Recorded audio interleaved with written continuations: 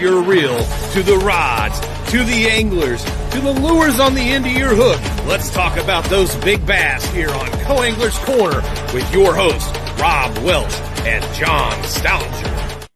Good evening, everybody. I'm John. How y'all are? Cajun Rob here hanging with you. Dude, I almost did it. I almost didn't laugh. We have a special show for you tonight, I don't know. I think we're getting close to 100 episodes this year. And Very close. Yeah, we're getting there. It's a pretty monumental type of thing. Absolutely. So I figured And we're still live and upright. Yeah. Barely. I mean, I've had some challenges. Yeah, we both have. I had a bad December, so yeah. But no, we hear that. Yeah. Rob and I thought, you know what? How about something we haven't done before is how about we interview each other? Yep. Find out a little bit of backstory about us and a lot of you guys don't even know about. Yep. Absolutely. So, I mean, I'm pretty much an open book and Rob is an open book. We know that. Yeah, pretty much. And if you had a chance to look at his little video today, he showed some jerky. I want to know how it tastes. How was it?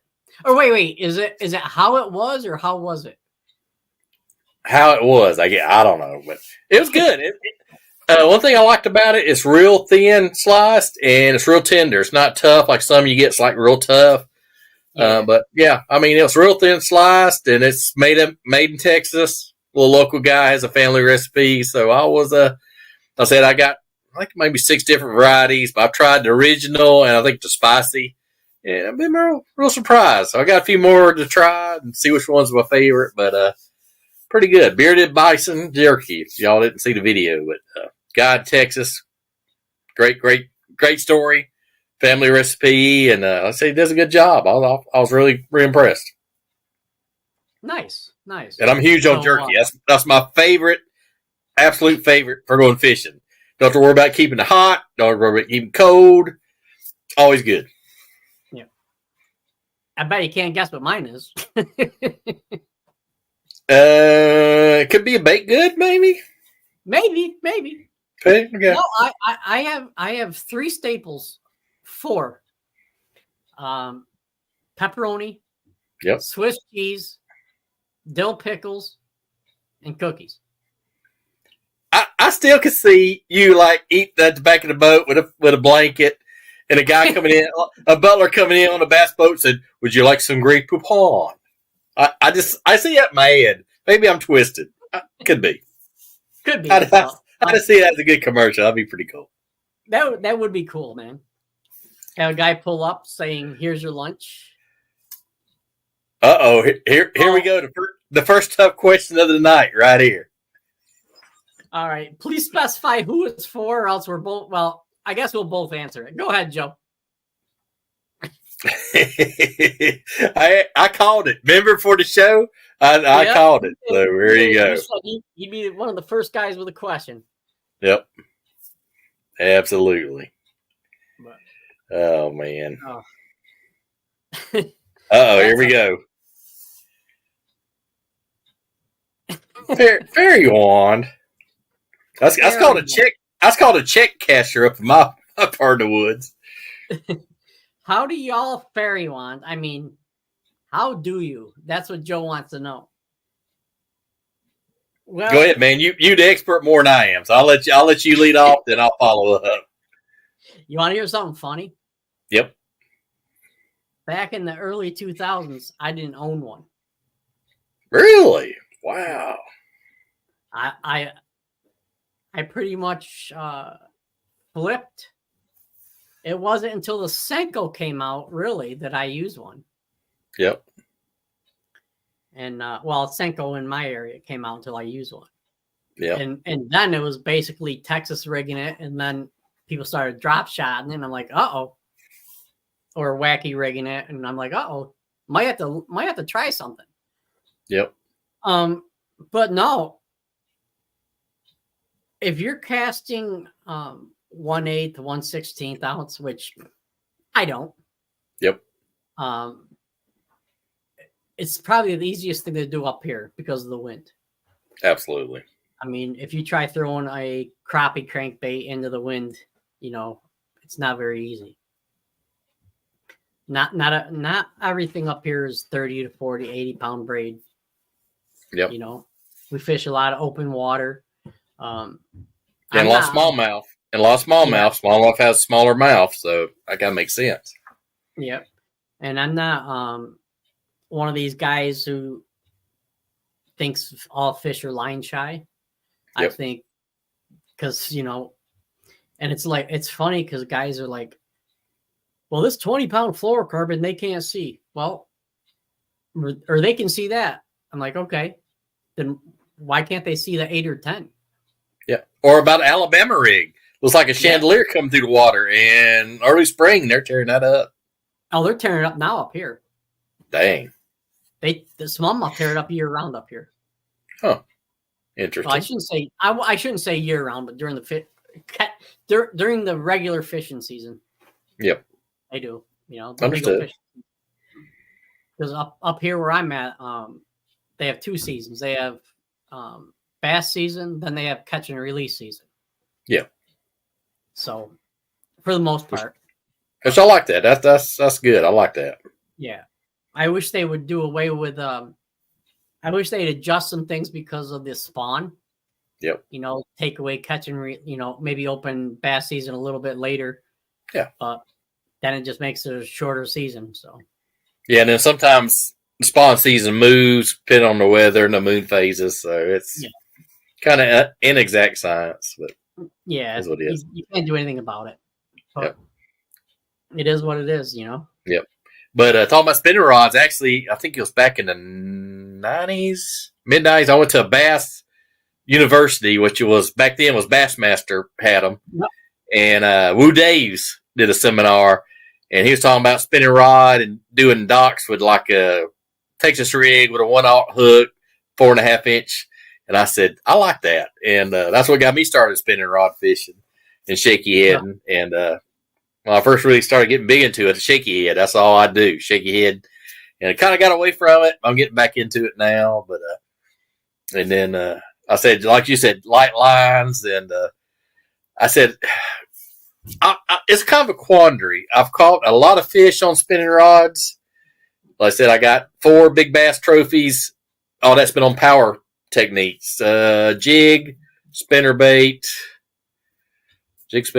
A-rig. So it's kind of hit and miss. So it's got its negatives and positives, but so being a co-angler like we are, it's a must. But if I got a high school angler or even junior high, and they asked me, if I had to have 1 or 2 rods, what to get? 7-foot spinning rod, medium action. Just put 10-pound mono on there and learn it. And once you learn it, then go up to the fluorocarbon. But mono is a lot cheaper, a lot more forgiving. So if I had to, set up a young man or a girl angler, that's the way I'd go. But start off with spinning reel, get to know it, kind of get through, tangles and all that. And if you're doing mono, it's going to be a whole lot less. So, but that's the way I'd go. So, but that's the question. Woo Days got me started spinning rod fishing. I have 3 big bass trophies and 6 wins plus a bunch more top 10s, and 90% of that is a drop shot or spin. Oh, yeah. Well, it's funny. Like last year, I think I cast every check on the drop shot, and this year I don't think I've caught a fish on it. I've tried, but it's like I get more on shaky head and a couple more things. So it's been kind of a weird year. So yeah. Hey, good evening, Tom. Thanks for joining us again. Appreciate it. Hey, Tom, glad you come back, man. We appreciate it. And, as Joe calls the fairy wand, it's probably the most versatile rod out there. Oh, absolutely. Absolutely. You can go catch, like Tom, he's a multi-species guy. Up here, perch fishing, crappie fishing, Trout fishing. Carp even. Yep. You know, it's the easiest thing for people to learn. Absolutely, Tom. Absolutely. Tom says he just caught his biggest fish on a spinning rod. So I'm open for the right gear for the right situation. Yeah, and it doesn't have to be the most expensive gear either. I mean, no. I tell people all the time especially when I'm doing seminars, you don't have to have the best of the best. You just got to learn how to use the equipment you have. Exactly. You know, if some guy tells you go buy a $500 G Loomis G whatever, and you got to have a $600 reel, no, you don't. Not to start out, especially start off small, inexpensive. Learn all the intricacies and all, and then slowly go up. Don't start at the top, but work your way up. There's some good combos out there and some budget friendly deals out there. Is pretty good. Hey, look at Matt Robertson. Yep. Ugly stick. Absolutely.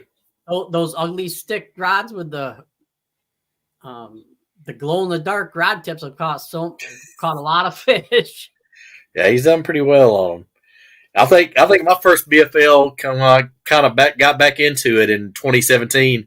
I think I had 2 or 3 rods, and I brought them all with me, and I pretty much fished one all day and finished 5th and got big bass. So, that tells you all you need to know. So, if you guys got any questions for us, please ask. We love it when people ask questions for us. Ugly stick at a 5-foot, 100-pound alligator gar.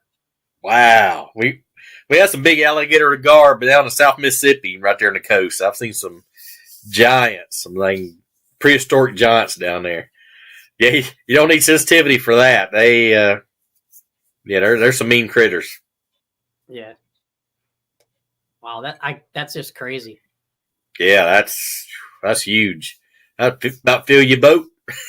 Fill your boat with one catch. Yeah.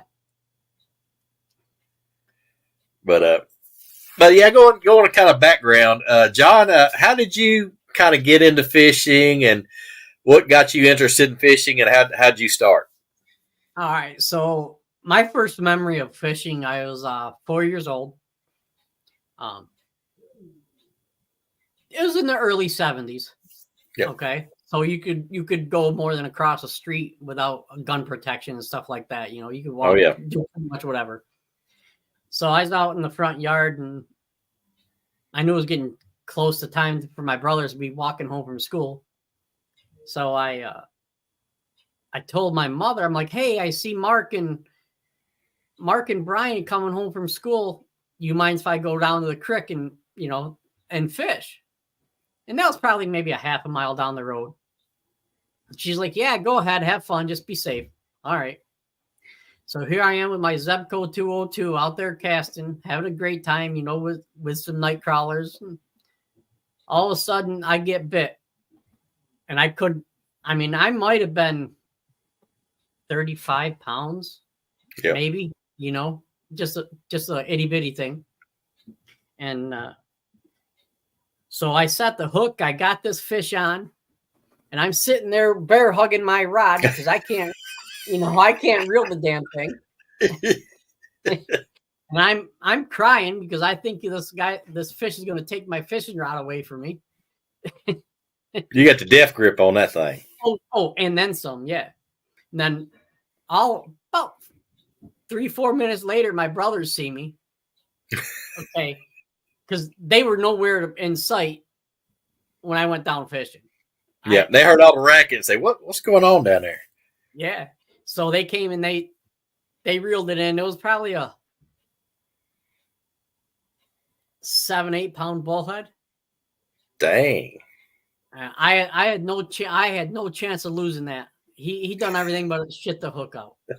It was so far down his throat. Oh, hey. But yeah, that's my first memory of fishing.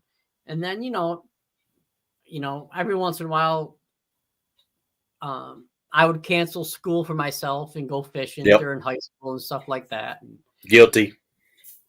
Just doing that, and me and buddies, we go camping for the weekends. Go fishing, and That's probably one of the steady things that kept me from being arrested outside of that and not getting caught. But that's probably it. But yeah, that's it. And then cool.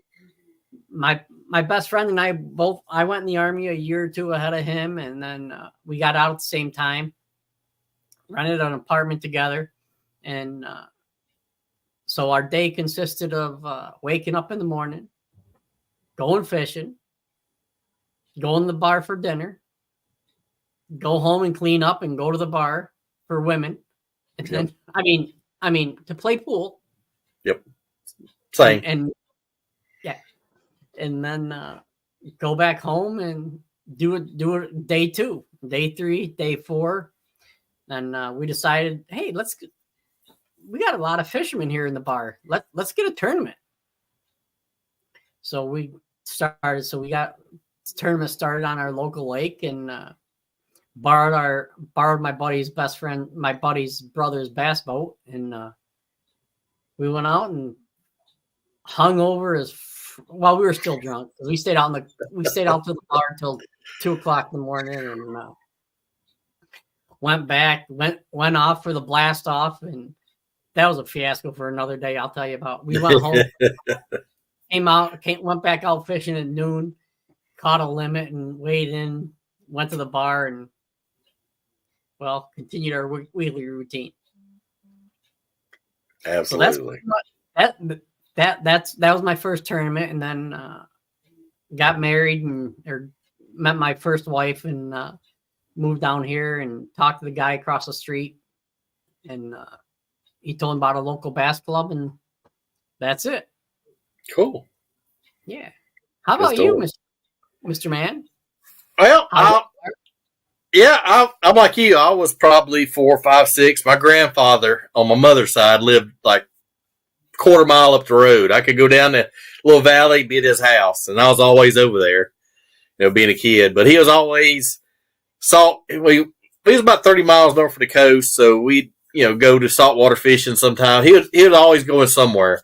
But he was big on catfishing, trout lines, limb lines. I mean, he did a little bit of everything. So I was his probably shadow. So I got me kind of going in the fishing thing. And then when I saw the Bassmasters on TNT, back in the 80s, and then I had a couple high school buddies, and we'd go fishing like all the time, places probably wasn't supposed to go, people's cattle ponds.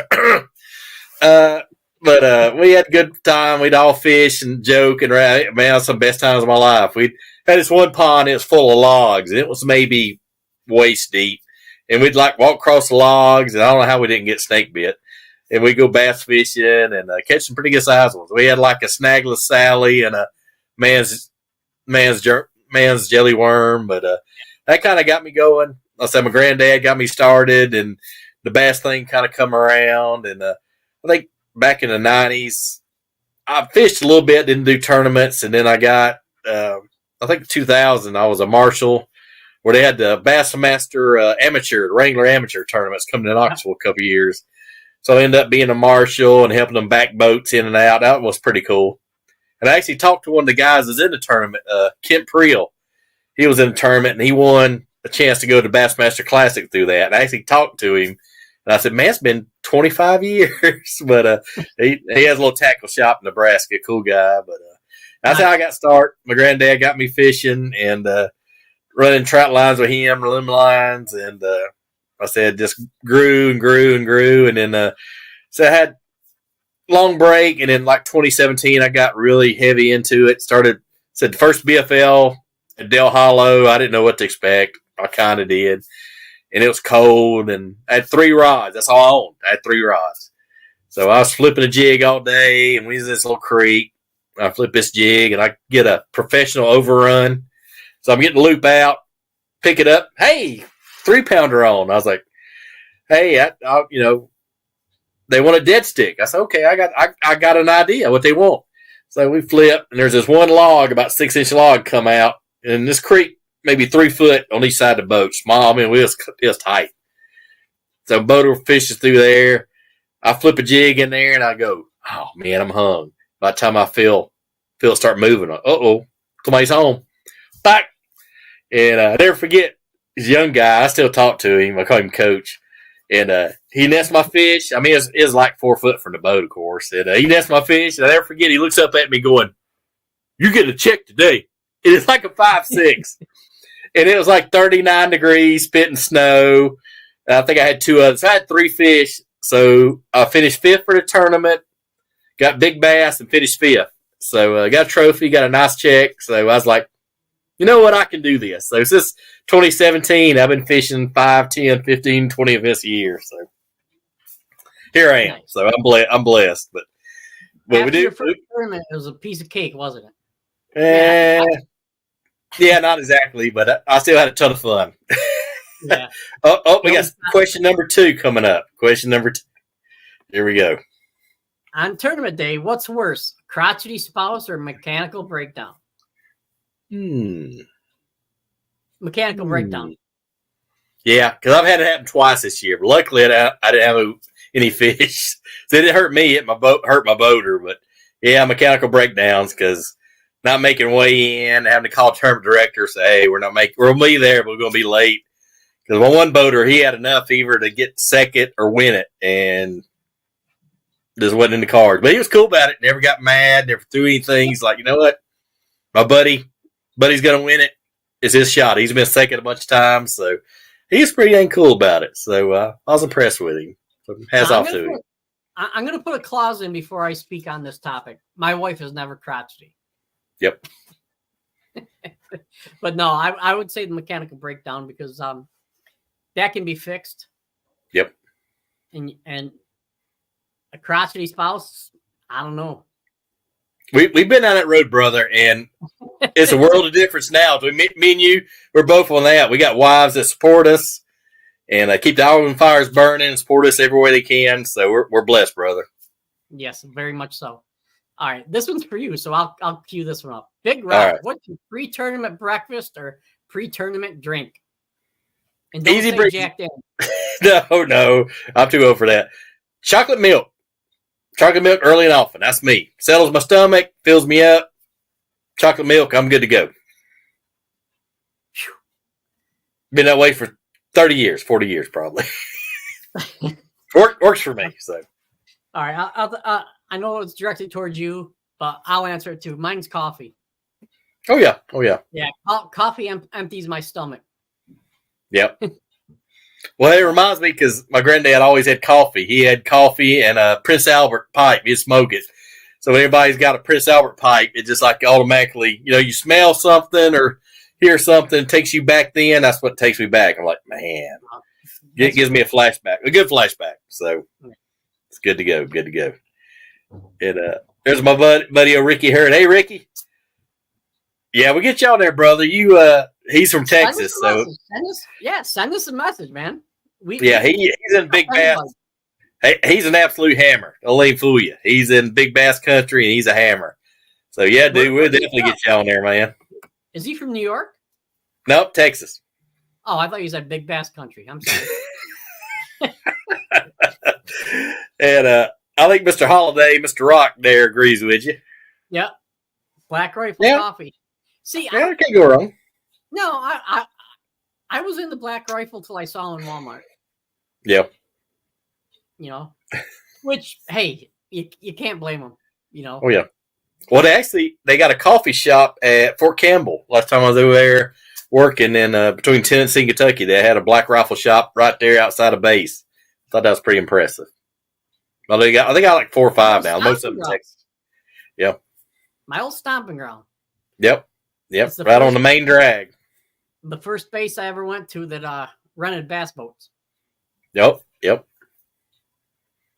yeah, that little MWR up the road on the local base, they do John boats. You just got to bring your own battery. They got trolling motors and everything, but they just got little John boats. But that's where I caught that 811 on a frog, though, too. So they got some big ones out there. Nice. Yep, pretty cool. So, what's your worst boating experience or boater experience? You don't name names because we don't want to call anybody out. Actually, I've not had a bad boater per se. I've had some crazy stuff happen. I guess I had a great boater, and it was kind of misty raining. We was going down, and he had a Phoenix boat. Good guy, great boat. And my inflatable, one of my little PFDs, it blew up. And so I'm going down the lake 60 miles an hour like this. And he's like, hey, you okay? I'm like, yeah, go. And not even like 2 or 3 minutes later, I know he didn't see it. It's a rogue, you know how it goes. A rogue wave come up, and we got, I bet, 90 degrees. And I didn't see it coming. And of course, my ribs hit the side of the gunnel. Hey! Oh! So I was hurt the rest of the day. I mean, I finished that day. I finished second day, but I guess but I've never had a bad boater, to tell you the truth. I always had good guys, and but some of the same guys twice, and always make you feel good. Hey, we got you again. And it's good for both sides because they know how you fish, you know how they fish, you know what kind of boat they got. So, but yeah, that's about the only bad experience I had. I said, it wasn't his fault. I know he didn't see it, and I didn't see it because I never got it, got ready to brace. I just had the one grab handle, and it happens. But, it's still great guy, and actually fished with his partner that was staying with him the second day, and that was kind of interesting. He had an older boat, young kid, great kid. Kept calling me sir. I was like, no, man, don't call me sir. So we make a long run to the dam, and he catches a nice 4-pounder on a Carolina rig. I mean, good fish. And we're about to take off, and I looked, and I said, hey, it's a Blazer, it's an old Blazer. I said, hey, is your boat always set low? He's like, no, not really. Open up the rear hatch, and there's the batteries. There's water up to the batteries. I mean, right level. Like, oh. Of course, he turns on the bilge. Nothing. Dead. And he says, hey, I know where the bilge is. I can hotwire it. So, I mean, hats off to him. He knew where he hotwired it, started working. Go to the next stop, bilge quit working. I'm like, oh, man. And he's like, I ain't got nothing on the boat. He said, oh, wait, I do have something. And then when his partners found a black, dock cushion, the little black, like football looking thing. So he cuts that in half. And so me and him was bilging out. Every time we stop, we're bilging water out. And then it was so bad, this boat stops, says, hey, y'all okay? Yeah, we good, man. We good. Thanks for stopping. We okay. Of course, alligator infested waters and all, but we didn't even think about that. No. But we didn't catch fish. We both caught fish that day. So it was kind of interesting. But it's still a fun day. He was all stressed out. Oh, man, I can't believe what happened. I say, hey, just fishing, dude. It happens. Don't worry about it. Yeah. So, but it's part of the experience, man. But that's only 2 I can say. But never had a bad boat. I've had a couple weird things happen, and that was all in the same tournament. So some days it ain't your day. You're right. Excuse me. So what happens? No, it is. I'm thankful and blessed that people allow me on their boat just to fish. Oh yeah, always offer money. I've had them give money back to me or say, no, man, you're good. But I always offer it. Hey, let me help you wipe down. Let me do, whatever you need. So, hey, there's Mr. Travis checking in. Hey, Travis, how's it going, buddy? Hey, Travis, how you doing, buddy? Yep. Uh-oh. Here comes that Ruger question. Look out. Buddy. For some reason, I feel like this isn't going to be the last one, but that's all right. He's been saving this one, so. Yeah, it's going to be a long day on the water, no bathrooms. Do you suffer a little hungry but not have a bathroom issue, or do you bring big lunch snacks, just blow it off the back deck? If you're packing a lunch, what you bringing? I'll let you start. You're the king on that one. I'll let you start. Why? Because you think I have a boat come up to me and deliver my snack? No, just a Grey Poupon, man. No.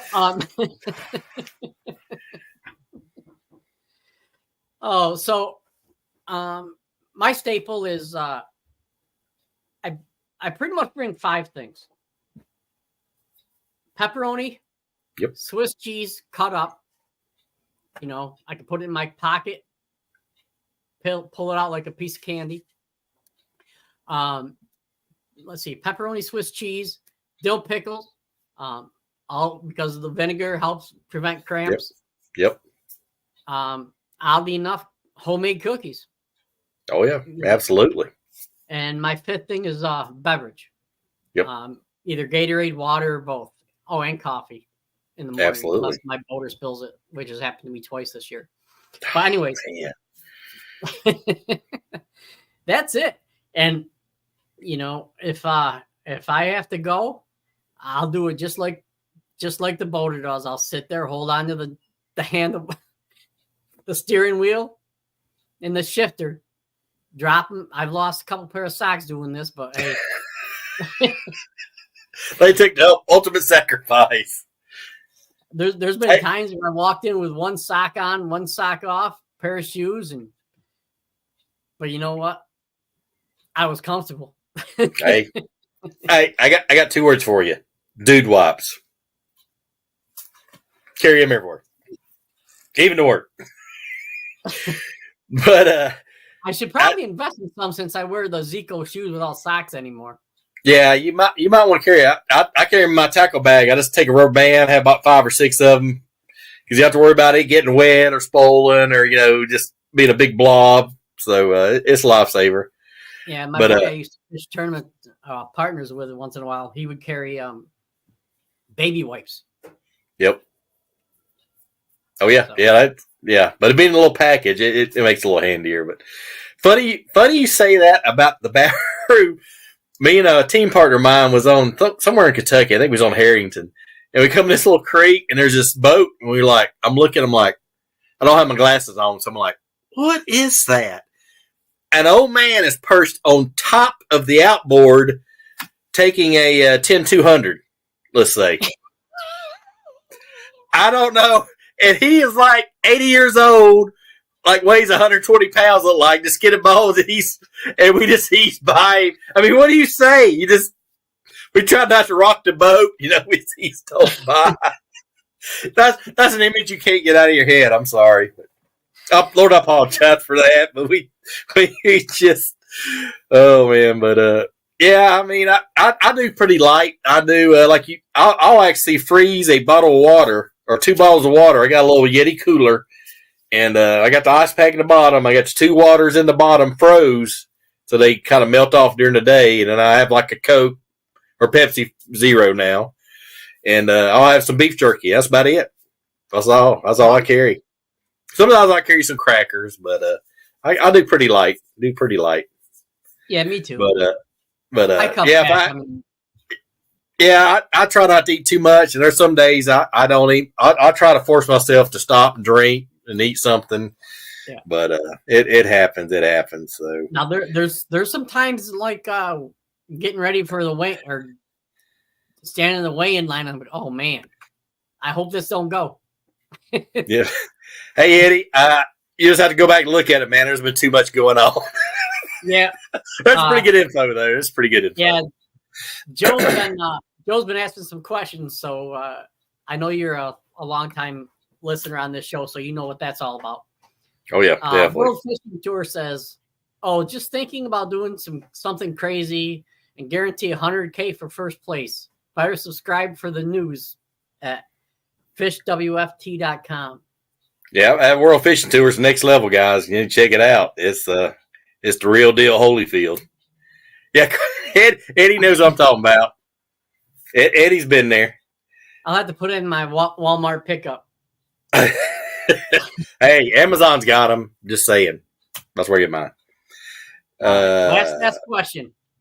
This is before the last question. Yep. We got a slew of questions all of a sudden. Yeah. World Fishing Tour, think you just had a heart attack. I think you've seen all the zeros. Yeah, that is some that's a good little check right there. Yeah. Joe says, hey Joe, how you doing, buddy? All right, Joe. You know I'm crazy enough. Yep. I'd agree. I agree with that statement. I'd agree with that. Uh-oh, here we go. This is the last question. All right. You called it. What would be worse, spending the whole day with a boater who ignores you all day, or spending a day ducking flying baits and catching hell from someone like me? That's a quandary.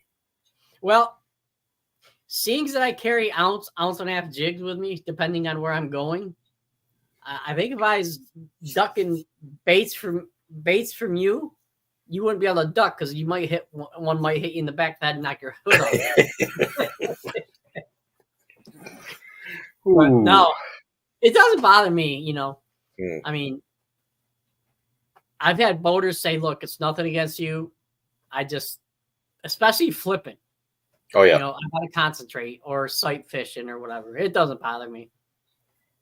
You guys have known me for a while now. I'm not afraid to talk to myself. Oh yeah, that's the only way. Most of the time, I get an educated answer. Or you want an expert opinion?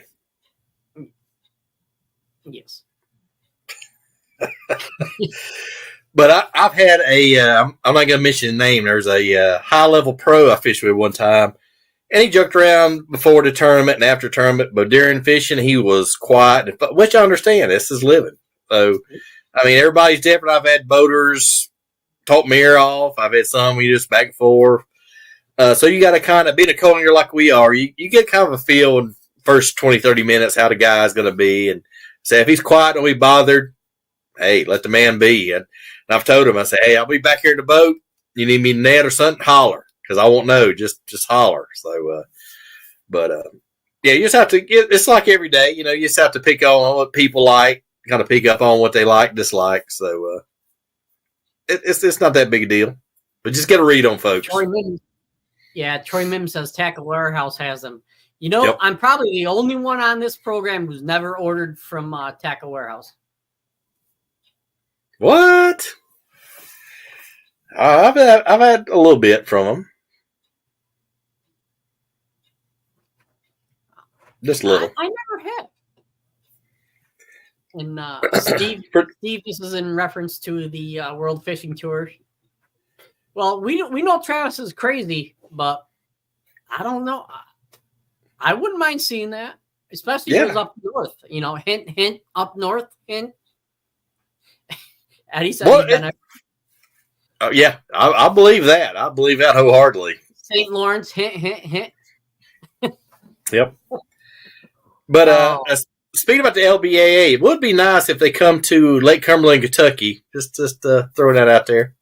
I got some connections at the Chamber of Commerce, so that's kind of a good central location. So just saying, I'll put my plug in there. Yeah, Somerset's a great little town.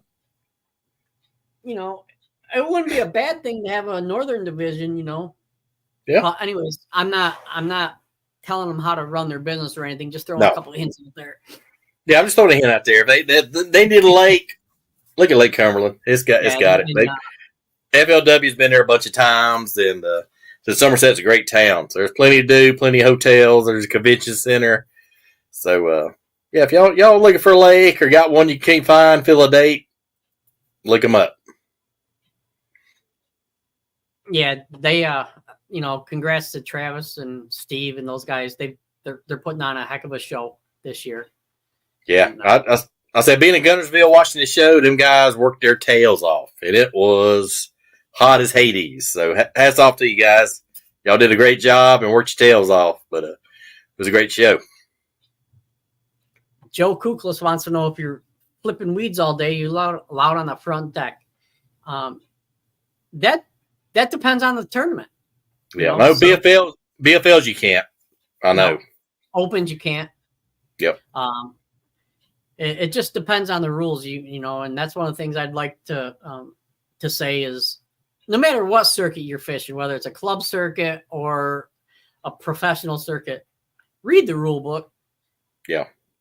There's so many people that ask questions, that are covered in the rules. Yeah. So, in my experience, most of the time you see that is in a team tournament. You have both guys up front. That's about the only time I really remember, Joe, that I've really seen that or experienced that. Team tournaments, usually it's allowed. Like I said, like John said, I know Opens and the BFLs, and I think Toyotas too. Co-angler's got to be from the console back, boater from the console up, unless you're netting a fish. That's the only way you get up there. But oh yeah, Steve, I can imagine, man. You guys do an awesome job. Yeah. Fisher says, "Hey, John and Rob, how's it going, ladies? I hope you're doing well." I hope they are too, because I should be getting my tournament shirt here pretty soon. Couple weeks. Awesome. That's gonna pop. Yeah, that's gonna pop, man. I've been impressed with that one. Can't wait. Didn't they say last to the last to the last? Yeah, I think he may forgot, but that is a pretty good question. Well, he is in Louisiana, real south, you know. So we'll give him that. Yeah. What's worse for you, jumping in with a boater who is either inexperienced or scared of everything, or getting in the boat with a hold my beer boater? Both. Yeah, I'd say more the latter, because the guy's kind of new and kind of scared of everything. But the guy, I've been one of those guys, young guy, just wide open. No matter if the waves are 3 to 5, they're wide open. Don't matter. They never let off. That's kind of scary. I was fishing team championship up here in New York, and I got fished paired with a guy who had a Bass Cat years ago. And we had 6 to 8 footers, and he's like, "This is the fastest boat on the lake." I'm thinking to myself, I don't care. Oh, Lord have mercy on my soul. That's what I say. Whew. Yeah. I mean, we made it, but it was not a fun ride.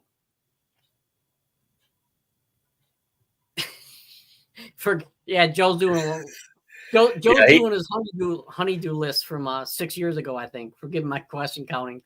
No, he's being a construction superintendent in his own house, I think. So he's got a few irons in the fire. So we give you a pass, brother. We give you a pass, brother. I don't think he's a superintendent on this job.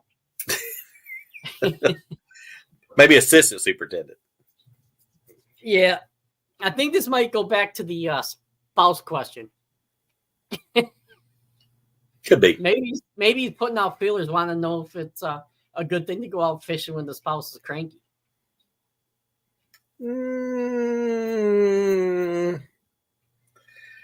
Enter at your own risk, is all I'm going to say. There you go. Yes, sir. We're excited for yours and the little ones matching jerseys. I'm excited too. So is she. I showed her my mock-up, and she's like, "Did you get me one?" I'm like, "No." And the look of, the sadness that came across her face, I'm like, all right, I'll see if we can get you one.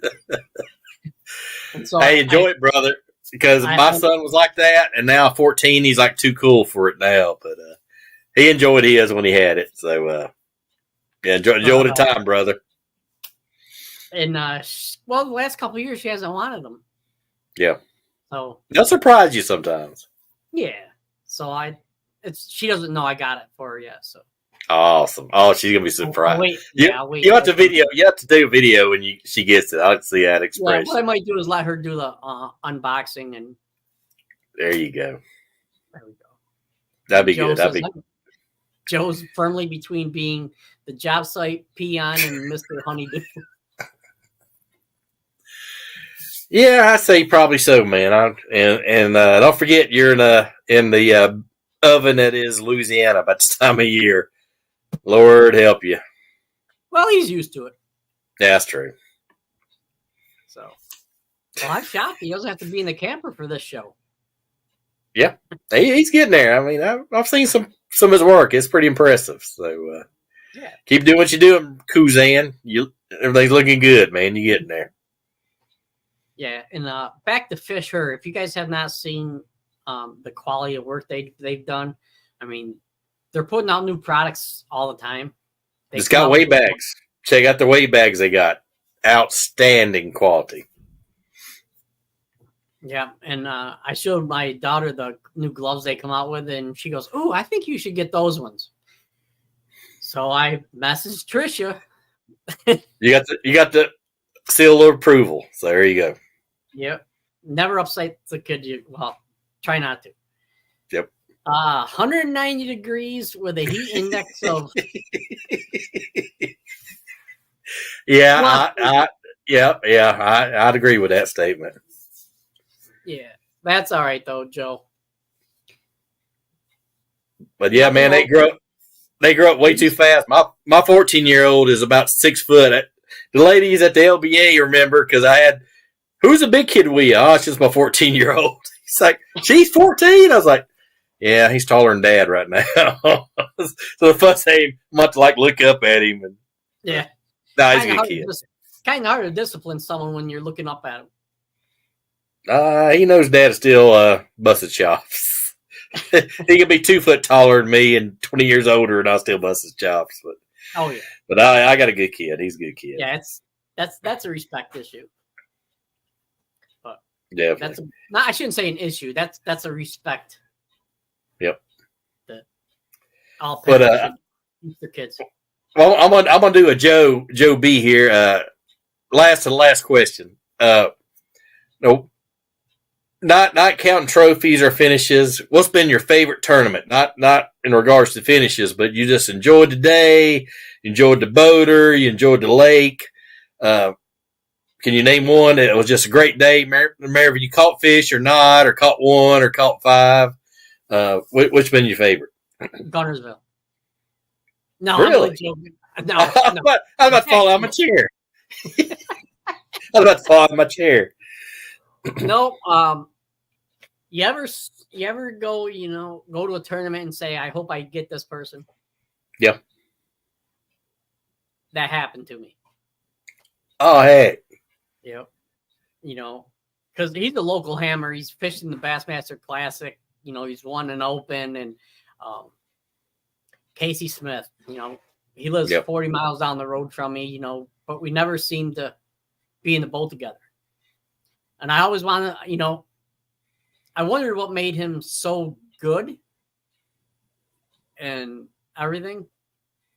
And because, a guy that, he's younger than me, great family man, so I got a chance to fish with him on Lake Erie. Cool. Yeah. And so he's like, we're gonna get some fish. I'm like, all right, cool. Well, I come in, I think I had like 21, 22 pounds or whatever. I don't know what it was. Nice. And he had 19. And the next tournament up on the St. Lawrence, we see each other on the dock, and I'm putting next Toyota was on St. Lawrence River, and he goes, he sees me on the boat, and my boater is standing there, waving, being polite, and he goes, "Don't let him whoop your ass like he did mine." That's pretty dang cool right there. Yeah, somebody like that say something like that. That's pretty dang cool. Yeah. Well, I proceeded to. I think I didn't hurt his feelings. Casey's. You surprised him. You probably surprised him. Yeah, I think I had 23.5 pounds. I had 4 dead fish. My boater had 18. Casey, after the tournament, Casey was like, I'm glad I'm not the only one. Yep. So, how about you? That happens. It was funny. I had a Toyota down at Gunnersville, believe it or not. And I had a boater, great guy. He's from Tennessee, just a good old boy, O'Vernon. And first time we got paired together, and he whacked him. Had the best day he's ever had. I netted every fish. Didn't knock any off, thank God. But he had like 24 pounds on, and at the end of the day, he's like, he had a little stretch by this little boat ramp. He missed a couple, and then went around, didn't get anything. And coming back through, he's like, you know what? I'm probably going to be able to upgrade. Why don't you fish this stretch where I missed these few? He literally run the trolling motor, let me fish that bank, back to the weigh-in. Cool. And I still see, him talking about that, but I think he finished 7th, had a nice check, but I've never seen a guy so tickled. He was about to kiss the boat, I think, but he got it figured out and put it together and just whacked him. I think I caught 3 behind him. I had a decent bag. He had one. He's like, man, I wish I caught that one you had. I was like, hey, man, you got a huge sack. But good day. And I actually drew him again this season, and it was pretty cool. Catch up. And, but he was a great guy, great boater. We had a great day. We was both laughing and just tickled. But he was ecstatic, and I was ecstatic for him. But it was a good day. We had got to see him weigh in and catch him beasts, and just to have somebody have that dialed in and figured out and catch that big a bag there, pretty impressive. Like I said, we just did it one little area pretty much. Yeah. Off the Hook Outdoors wants to know what's going on. Well, we're just interviewing each other, answering questions. It's something we've never really done before, so it is what it is. Yep, definitely. Okay, this is the last of the last of the last of the last of the last question. Every year, annual Veterans Tournament, hands down. Always take fellow vet. We always eat. No shocker there. We always tell war stories. We never give 2 craps about winning. Well, salute, sir. Hats off to you, buddy. And you know what? The older I get, the less I care about winning. Yeah. Just being out in the lake. My favorite part is going out in the morning and the fog just coming off the water and the sun's just coming up. I can just sit there and just stare at that. I mean, I love fishing, love getting out, love to catch them, but that part of the day is my favorite. Just watching that part, fog coming off the water, sun just coming up. Can't beat it. My favorite part, and you probably know why, and I was in a boat accident last year. My favorite part is coming back and texting my wife, I'm safe. Yep. Makes her happy. Yep. Hey, you have to have her get with Dina. Dina's got to where she'll watch me weigh in. I'll say, all right, I'm going to weigh in line, but she'll like take pictures, and she's got it figured out. So I think that's pretty cool. I know she's watching, that's a pretty cool feeling. Yeah. Oh, Joe, I got it. Don't worry.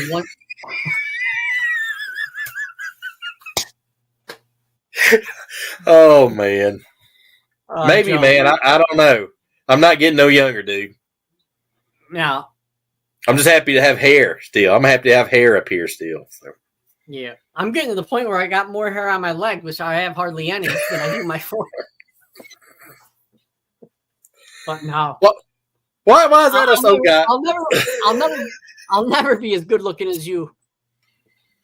Well, I'm about to ask the doctor this stuff. I go, why is it that old guys start losing hair when we start growing it in our ears, on our back, everywhere else but our head? I don't get it. I'm about to ask the doctor that next time. I don't know. That's a good question. Yep. Mother Nature's cruel in that way. I think that's her idea of a joke, I think. Just saying. I don't know. But you're sweet, Mother Nature. You're sweet. I'm just asking. No, she ain't. She's not. He said that, I didn't. She other way, Rob. There you go. You hurt my feelings last weekend. I didn't get the fish. Oh, I know. But hey, that's all right. You're still getting it though. That back-to-back spray, they do it on Del Hollow every year. That is kind of a pretty cool deal. Yeah, I mean, I just wish it was at the next one in St. Lawrence, but it is what it is. Well, see, they do the back-to-back at Del Hollow, and that tells me which division I'm going to fish. Depending on how I do that weekend, because Saturday's Mountain and usually Sunday's Music City. Like last year, I did better in Music City. I said, okay, I'm going to focus more on Music City. Made the regional. So it's kind of my dividing point. Okay, which way am I going? So that's just me. Yeah. It worked out. Good. But I said, another funny thing, guys, me and John's never met in person. We've talked and I've been on his podcast for his wife. We're going to fish a tournament together because me and my high school buddy, Sean Button, we talked about it for years. Man, it'd be great. We just at the same tournament. Well, we made the regional in Chickamauga one year, and we was like, oh, man, it's great. We're at the same tournament. You know how, like in the regional, you're going back to weigh in, and they'll text your partner. Day 2, I get a text. I'm like, oh, you're kidding me. We got paired up day 2. and we both zeroed day one. We was like, you know what? We're going to go out and have a good time. Whatever we like to fish. See anything you want to fish, we'll stop. I'll see anything I'll fish. Had a great day. I mean, I think I caught one. He caught a 6'4" on top water, which was unbelievable. That fish wasn't in about that much water. And it choked the lure. When I netted it, I couldn't see the lure. It choked it so far down. I seen the line. I said, where's your lure? It choked it way down. I mean, that fish wanted that. But that was pretty dang cool. Hey, there's our one of our favorite guests right there. I'm not saying he's our favorite. I love each and every one of you. Yeah, but I think he's here more than we are. I'm pretty sure. I know he's here more than I am. Yeah, maybe. Uh-oh. Oh, here we go. Here we go. This is a comment. This ain't a question, so I'll let that fly. Joe says, hey, John, did Rob tell you I took off the 65 and 30-pound braid and spooled up a 12-pound XL? Feels like I've got a fairy magic on the spool. I didn't want him to choke or spit out his milk or nothing, man, or I told him, so I didn't want to shock his system. So luckily he's not drinking or eating anything right now, so I think he's safe. Yeah. Good for him. I'm proud of you. John's been a good influence on you. You finally have seen the light. Yeah. So I think I'll end the show with my segment of where we started. We talked about the very first thing, our backstory and stuff like that. One thing that I'm not proud of now, but I was way back in the day. My buddy and I borrowed some guy's canoe that he didn't know about. I like how you said borrowed. Yeah, you did. Yeah. And we took it about 20 miles down a creek. I like how you said creek. Hey, Joseph, he said creek. Just say it. And I'll get that one in a second. Okay. And there was an old stone quarry. We carried the canoe over the railroad tracks to get into it. Yep. We got out there, and it took us some time to get it through the creek. Yep. Creek. Yeah. And I want to say it took us about a month to get it down there, because there were spots that were like 6 inches of water. There were spots where there was 4 or 5 feet. We tried to ride it. We rode as much as we could. Yep. And we get it in there, and we finally get it to the quarry, and we're all excited. We take it out. We're fishing, having a grand old time. And we come back in. Next thing you know, the second day we went back out there, canoe's gone. Oh, heck. Man, it took us like a month. We worked on this. Oh, man. And then my buddy looks and he goes, "Hey, what's that sticking up over there?" Some people use it for target practice. Now, I say borrowed because we would have returned the canoe, but we couldn't. Yeah. Man, some people are unbelievable, man. I can't believe it. Golly. I thought I had some tough times. All right, Troy. Oh, there you go. Wicked weights are the jigs. And I like using the missile baits. That little mini crawl they got is perfect for that thing. Great little jig, and it's tungsten. All tungsten. Yeah. Troy, if you have any questions about those baits, let me know. Shoot me a message or whatever. Steven Broom, what is your thoughts on everyone going to no co-angler tournament? I fished the ABA Pro League and truly enjoyed the concept. You want to go first? Yeah. I actually was going to go fish ABAs this year, and I was like, Wait, there's no co-anglers. So I've heard rumors that the Bass Opens may go to no co-anglers next year.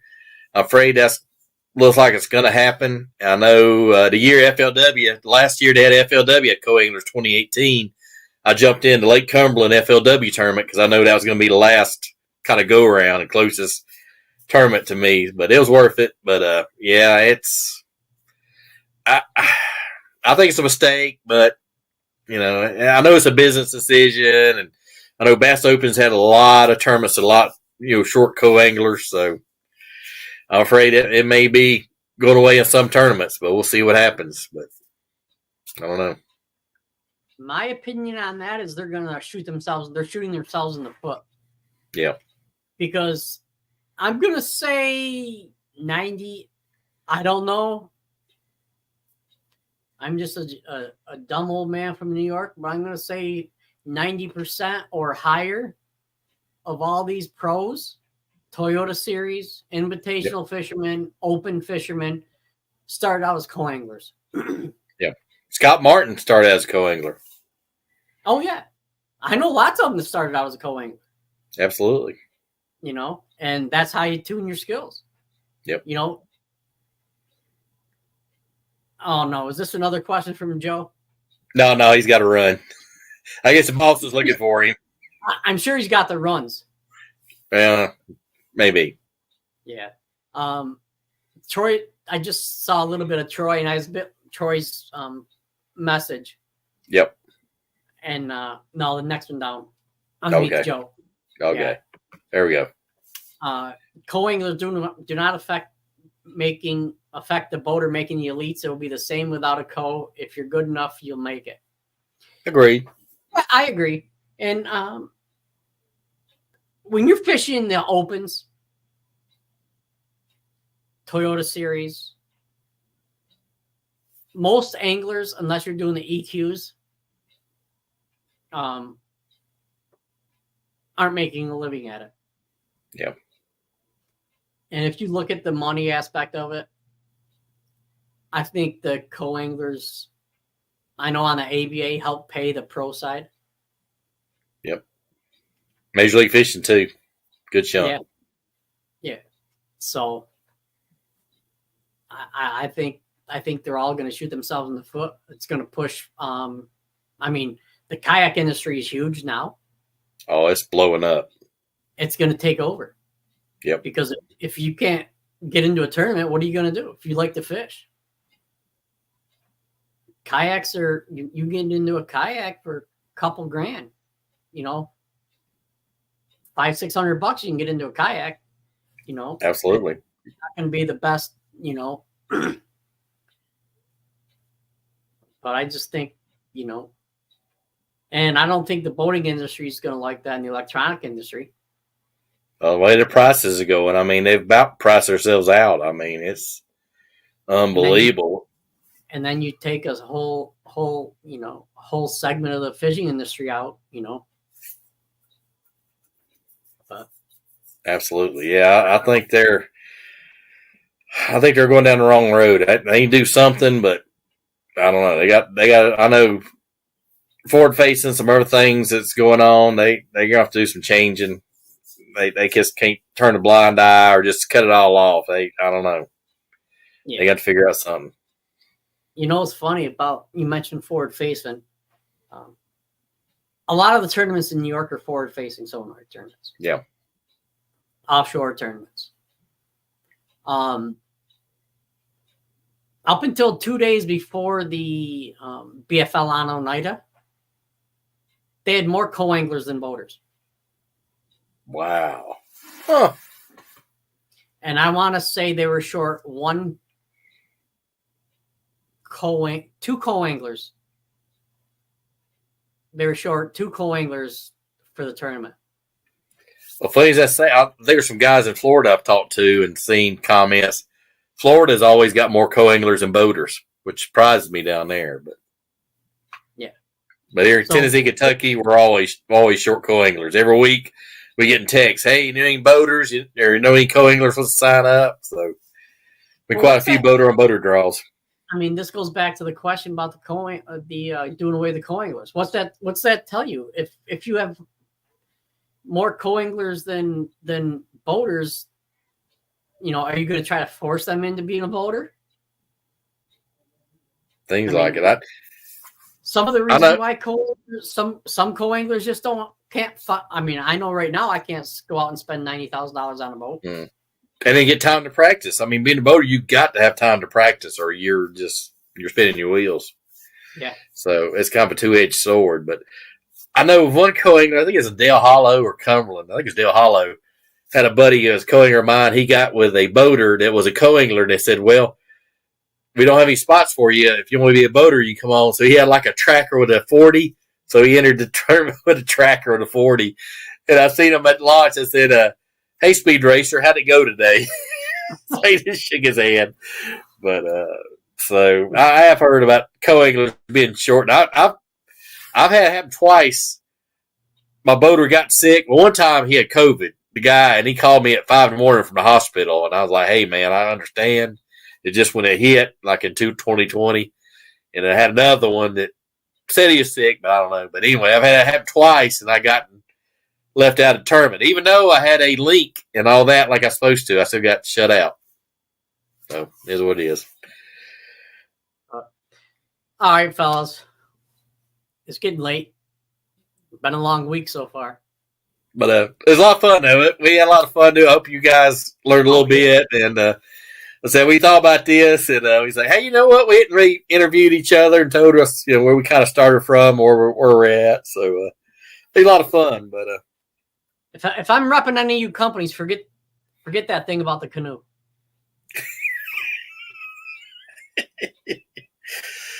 Oh man!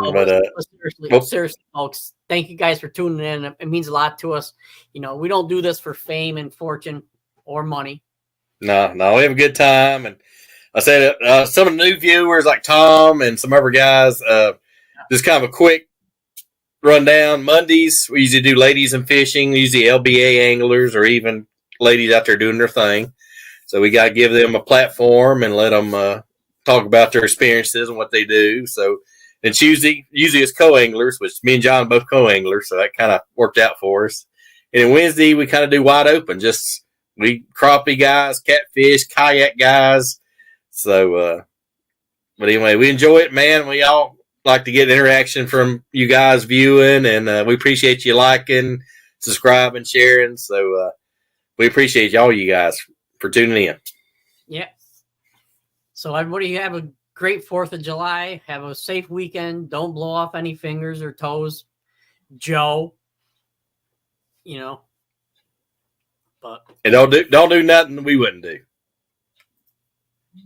Now that we're older and more responsible. Yeah. Now that we're a little older. All right, guys. Be safe. Have a good one. Peace out.